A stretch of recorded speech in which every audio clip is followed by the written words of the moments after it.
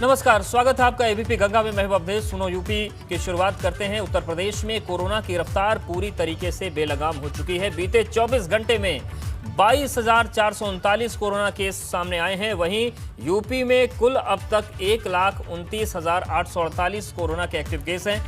मौत का आंकड़ा 9,480 तक पहुंच गया है। लखनऊ में 5,183 नए कोरोना के केस मिले हैं। संक्रमण से अब तक 9,480 लोगों की मौत हुई है।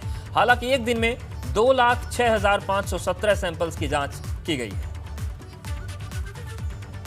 तो बीते 24 घंटे में 22,000 से ज्यादा केस सामने आए। कोरोना पूरी तरीके से बेकाबू है। अस्पताल नहीं मिल रहे, बिस्तर नहीं मिल रहा, एम्बुलेंस नहीं पहुंच रही।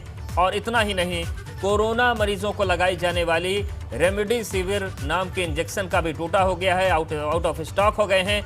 और मरीजों के परिजन दर दर भटक रहे हैं, कोई पूछने वाला नहीं है। और सबसे भयावह हालात की तस्वीर अगर आपको देखनी है तो कब्रिस्तान और श्मशान घाट है, जहां पर जगह नहीं बची है। 24 घंटों में संक्रमण के 22,439 नए मामले सामने आए हैं। इस समय प्रदेश में एक्टिव इन्फेक्शन के केसेस की कुल संख्या 1,29,848 है। 24 घंटों में 4,222 व्यक्ति डिस्चार्ज किए गए हैं। कुल डिस्चार्जेस अब बढ़कर के 6,27,032 हो गया है। कोविड संक्रमित व्यक्तियों में से 9,480 लोगों की आज तक मृत्यु हुई है। टीकाकरण का कार्य निरंतर चल रहा है और जो लोग भी 45 साल से ऊपर की आयु के हैं वे सभी टीकाकरण के पात्र हैं, टीकाकरण करवा सकते हैं और करवाना चाहिए। इससे आपको सुरक्षा मिलती है। और जो लोग एक डोज लगवा चुके हैं उन्हें दूसरी डोज भी जरूर लगवानी चाहिए। वैक्सीन की दोनों डोज लगाने के बाद ही वो आपके लिए वास्तव में प्रभावशाली असरकारी होती है। अब तक 83,49,009 लोगों को वैक्सीन की पहली डोज लगाई जा चुकी है और इनमें से 13,93,075 लोगों को वैक्सीन की दूसरी डोज भी लगाई जा चुकी है। कुल मिलाकर 97,42,084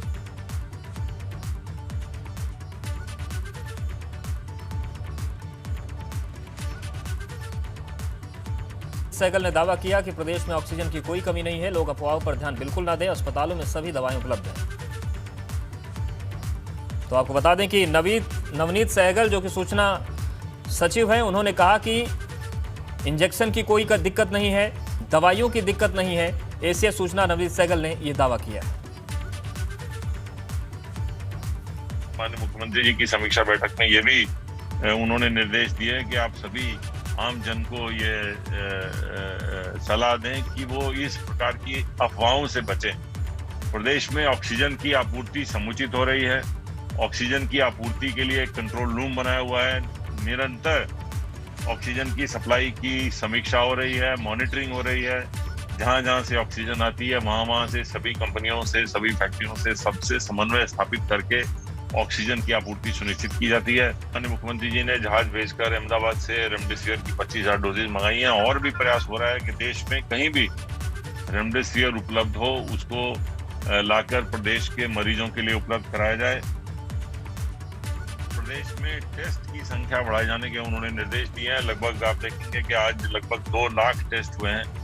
इनकी संख्या 2 लाख से बढ़ाकर 2.5 लाख किए जाने के लिए और इसके साथ साथ RT-PCR के टेस्ट जो लगभग 80,000 आज हुए हैं उनको भी बढ़ाकर लगभग 1.5 लाख RT-PCR के टेस्ट किए जाने के उन्होंने निर्देश दिए हैं।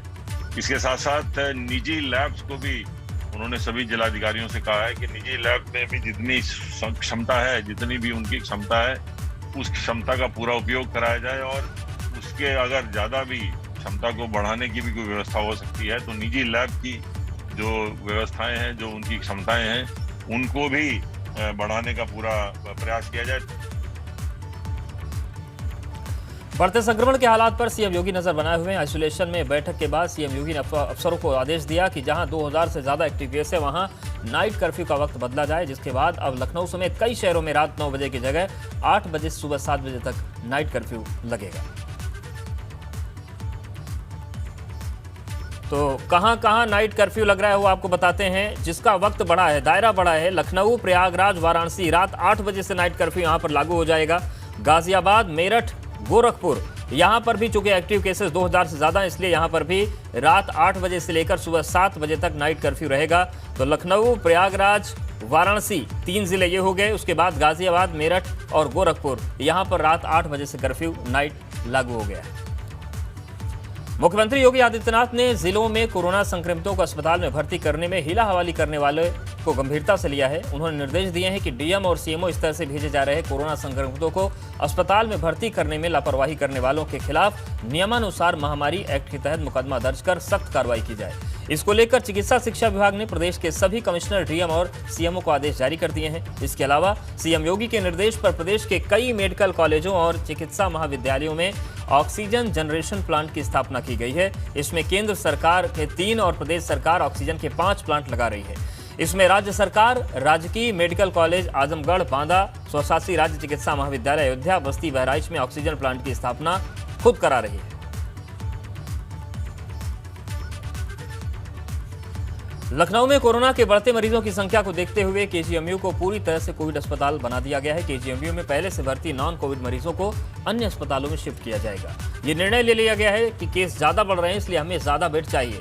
कैंसर हॉस्पिटल में 100 बेड की व्यवस्था भी कर दी गई है। तो केजीएमयू को पूरी तरीके से अब कोविड हॉस्पिटल में तब्दील कर दिया गया है और जो वहां पर मरीज सामान्य भर्ती उन्हें अन्य अस्पतालों में शिफ्ट किया जा रहा है।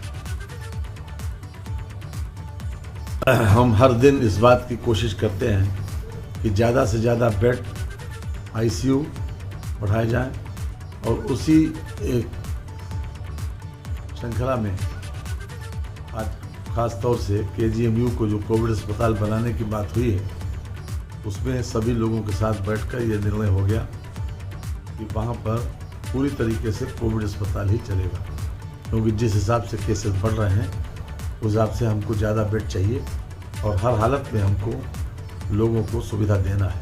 आज हम कैंसर इंस्टीट्यूट भी गए थे, वहाँ भी 100 बेड की तैयारी चल रही है। ऑक्सीजन की पाइपलाइन बिछाने के लिए कह दिया, वहाँ जो बेसिक कम्युनिटीज़ थी उसको पूरी करने के लिए बता दिया गया।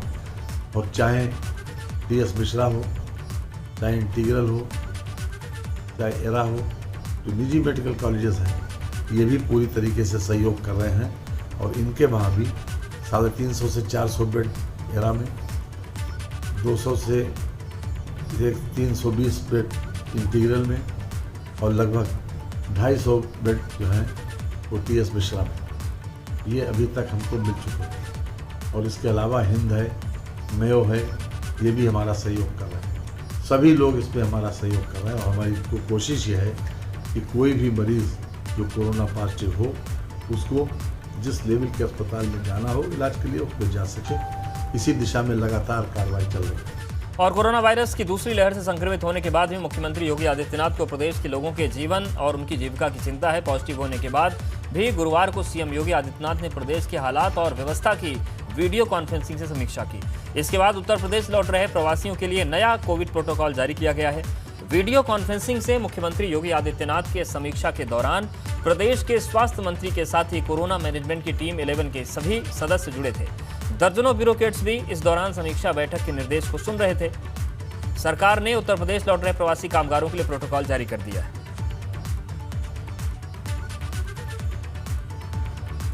और अब बात करते हैं लखनऊ में बिगड़ रहे हालातों की। आलम यह है कि लोगों को भगवान भरोसे छोड़ा जा रहा है। इसका अंदाजा आप इस बात से लगा लीजिए कि यहां पर एक रिटायर्ड जज की पत्नी को एम्बुलेंस तक नहीं मिली। एम्बुलेंस के लिए सीएमओ से लेकर डीएम को तमाम फोन किए उन्होंने। आखिर में एम्बुलेंस के इंतजार में रिटायर्ड जज रमेश चंद की पत्नी मधु का निधन हो गया। हालात ऐसे हैं कि निधन के बाद भी कोई शव लेने तक नहीं पहुंचा। इसके बाद रिटायर्ड जज ने इस चिट्ठी के जरिए अपना दर्द बयां किया और सारे इंतजामों की पोल खोल दी।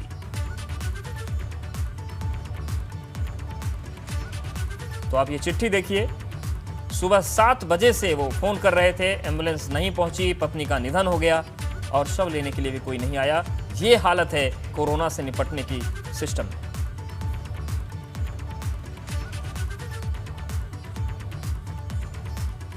लखनऊ में सिर्फ लापरवाही ही नहीं, शर्मनाक करतूत भी हो रही है। बैकुंठ धाम में चिताओं का वीडियो वायरल होने के बाद अब मौत का आंकड़ा छिपाने का खेल शुरू हो गया है। इसके लिए नगर निगम बैकुंठ धाम की सड़क को चारों ओर से कवर कर रहा है ताकि बाहर से कोई अंतिम संस्कार ना देख पाए।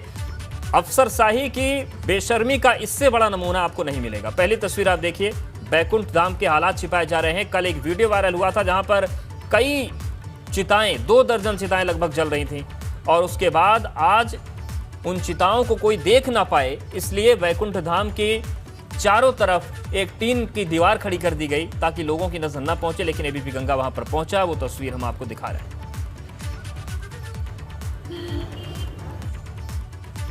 राजधानी लखनऊ के हाल कभी भी इतने बेहाल नहीं रहे होंगे, कभी भी राजधानी इतनी बेबस नहीं रही होगी जितनी इस कोरोना की दूसरी लहर में देखने को मिल रहा है। लगातार कोरोना के चलते लोगों की मौत हो रही है, अस्पतालों में बेड नहीं है, ऑक्सीजन नहीं है, वेंटिलेटर की कमी है, और केवल ना लोगों की मौत हो रही है बल्कि अंतिम संस्कार के लिए भी इंतज़ार करना पड़ रहा है। तस्वीरें हम आपको बैकुंठ धाम की दिखा रहे हैं जहां पर अंतिम संस्कार होता है, और आप देखिए किस तरीके से ये जो चिताएं हैं ये लगातार यहां पर जल रही हैं। और उस तरफ आप देखिए वो जो विद्युत शवदागृह है बैकुंठ धाम का, वहाँ पर भी लगातार दोनों जो मशीनें हैं वो चल रही हैं, लगातार धुआं उठ रहा है। अगर हम गिनने की कोशिश करें तो 1 2 3 4 5 6 7 8 9 10 11 12 चिताएँ इस वक्त हमें यहाँ पर जलती हुई दिखाई दे रही है। और हम जब से यहाँ मौजूद हैं तकरीबन 3 से 4 एम्बुलेंस यहाँ उतरी है, और उसके बाद यहाँ पर अंतिम संस्कार जो है वो किया गया है। और आप देखिए लगातार धुआं उठ रहा है, जो मशीनें हैं, दोनों जो भट्टियां हैं वहां से लगातार धुआं उठ रहा है। और एम्बुलेंस भी आपको हम अगर दिखाएं तो एम्बुलेंस भी आप जाते हुए देख सकते हैं। भले ही प्रशासन तमाम दावे करे, मौत के आंकड़े कभी 10 बताए, 14 बताए, लेकिन ये तस्वीर तो झूठ नहीं है। हमने कोशिश की आपको दिखाने की कि इस वक्त क्या वास्तविक स्थिति राजधानी लखनऊ की है। भले ही अफसर तमाम दावे करें, लेकिन वो दावे केवल कागजों तक ही सीमित नजर आ रहे हैं। कैमरा सहयोगी मेहदी हसन के साथ अनुभव शुक्ला, एबीपी गंगा, लखनऊ। तो इस तस्वीर के मायने ये हैं कि मौत का आंकड़ा जो आपको बताया जा रहा है दरअसल वो उससे कहीं ज्यादा है, और ये जलती हुई चिताएं उसकी गवाही देती हैं। झूठ बोला जा रहा है। देश में पिछले 1 घंटे में कोरोना के 2 लाख से ज्यादा मामले सामने आए हैं और रिकॉर्ड 1038 संक्रमितों की कोरोना से मौत हो गई। बात यूपी की करें तो उत्तर प्रदेश के स्वास्थ्य मंत्री के मुताबिक बीते 24 घंटे में 22,000 से अधिक मामले सामने आए हैं। नोएडा में पिछले 24 घंटे में 483 कोरोना के केस आए। नोएडा के अस्पतालों में भी मरीजों की लंबी कतार है। आलम यह है कि अस्पतालों में भी कोरोना प्रोटोकॉल का पालन नहीं हो पा रहा है। संक्रमण की रफ्तार काफी तेजी से बढ़ रही है। अगर बीते 24 घंटे की बात करें तो 2,07,000 से ज्यादा मामले आए हैं। मैं इस वक्त नोएडा के सेक्टर 30 के जिला अस्पताल के बाहर खड़ा हूँ, और यहाँ पे बानगी देखिए, जो बड़े बड़े दावे किए जाते हैं, चाहे वो सरकार की तरफ से हो, चाहे वो नोएडा प्रशासन की तरफ से हो, उसकी कहीं ना कहीं पोल खुल रही है। यहाँ पे जितने भी लोग दिखाने आए हैं, ना तो उनके बीच में सोशल डिस्टेंसिंग है। आप लाइन में देख सकते हैं कि किस तरीके से लोग यहाँ पे लगे हुए हैं, एक से एक, दूसरों के बीच में जो कोई दूरी नहीं है। दोनों लोग जो है, जो 2 व्यक्ति खड़े हैं, उनके बीच में कोई दूरी नजर नहीं आ रही है। और जिस तरीके से कोरोना का संक्रमण फैल रहा है, कोई भी यहाँ पे प्रोटोकॉल नजर नहीं आ रहा है। लगातार लोग परेशान हैं, जो मरीज हैं उनके तीमारदार परेशान हैं, परिजन परेशान हैं, और तमाम ऐसे लोग हैं जो हलाकान हैं और अस्पताल की ओर जब रुख कर रहे हैं तो अस्पताल में ये सुविधाएं हैं। सरकारी व्यवस्था पूरी तरीके से चरमरा गई है। प्रदेश की राजधानी लखनऊ में जो स्थिति है, उसी तरीके की स्थिति कमोबेश पूरे प्रदेश में है। और हर जगह पे अगर बात करें तो लोगों को सही तरीके से इलाज नहीं मिल पा रहा है। लोग परेशान हैं, अपने जो मरीज हैं उसको लेकर परिजन दर दर भटकने को मजबूर हैं। कहीं अस्पतालों में बेड नहीं मिल रहा है, कहीं उनको आईसीयू नहीं मिल रहा है, कहीं उनको वेंटिलेटर नहीं मिल रहा है। ये स्थिति देश के कमोबेश कई सारे हिस्सों से आ रही है। लेकिन नोएडा में भी ऐसी तस्वीर है कि जहाँ पे सुबह से लोग लाइन पे लगे हुए हैं, अपनी बारी का इंतजार कर रहे हैं। ना तो उनके बीच में सोशल डिस्टेंसिंग है, ना किसी तरीके से कोविड जो गाइडलाइंस है उसका पालन हो रहा है। जाहिर तौर से बात है कि दावे बड़े बड़े किए जा रहे हैं, लेकिन जिस तरीके से कोरोना संक्रमण लगातार बढ़ रहा है, आंकड़े जिस तरीके से आ रहे हैं और जिस तरीके से मरीजों को इलाज नहीं मिल पा रहा है, वो वाकई में स्वास्थ्य व्यवस्था की पोल खोलने के लिए काफ़ी है। बहरहाल देश में लगातार संक्रमण बढ़ रहा है और सबसे यही अपील की जा रही है कि अपने आप को सुरक्षित रखिए, क्योंकि जो स्थिति है मौजूदा दौर में, उसमें स्वास्थ्य सुविधाएं मिल पाना काफ़ी मुश्किल हो रहा है। नोएडा की ये तस्वीर है सेक्टर 30 के जिला अस्पताल की तस्वीर है और यहाँ पर भी कमोबेश ऐसी ही स्थिति देखने को मिल रही है।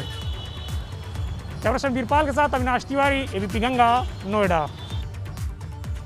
और यहाँ पर वक्त एक बहुत छोटे से ब्रेक का है, लेकिन ब्रेक पर जाने से पहले आपको बता दें कि एबीपी नेटवर्क लगातार देश भर में अपना विस्तार कर रहा है और इसी विस्तार के बाद ABP Nadu digital channel launch किया गया है जो सोशल मीडिया के हर प्लेटफॉर्म पर उपलब्ध है। तो दक्षिण भारत की हर खबर से जुड़िए एबीपी नाडु पर।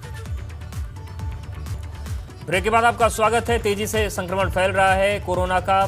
सीबीएसई के बाद यूपी बोर्ड के एग्जाम को भी फिलहाल टाल दिया गया है और सीएम योगी के आदेश पर 10वीं और 12वीं की परीक्षाओं को स्थगित करने का फैसला लिया गया है और 20 मई के बाद बोर्ड परीक्षाओं की नई तारीख बताई जा सकती है। इतना ही नहीं, सीएम के आदेश पर 15 मई तक 12वीं तक के स्कूल बंद रखने का फैसला हुआ है। साथ ही 15 मई तक ही सभी विश्वविद्यालयों को परीक्षाएं भी स्थगित कर दी गई।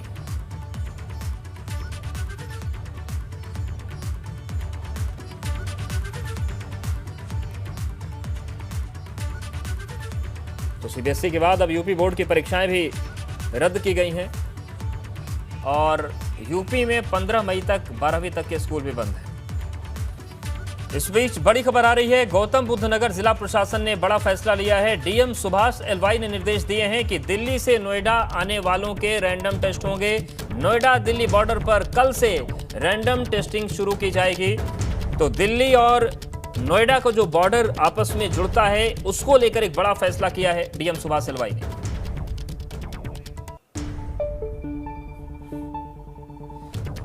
टेस्टिंग और सक्रियता से कराई जाएगी, संख्या भी बढ़ाई जाएगी, फोकस टेस्टिंग कराई जाएगा। जो दिल्ली से आने जाने वालों की भी रैंडम टेस्टिंग कराई जाएगी। संक्रमण जहां भी फैल रहा है उसको कॉन्टैक्ट ट्रेसिंग और टेस्टिंग के माध्यम से आइडेंटिफाई कर। और इस बुलेटिन में फिलहाल इतना।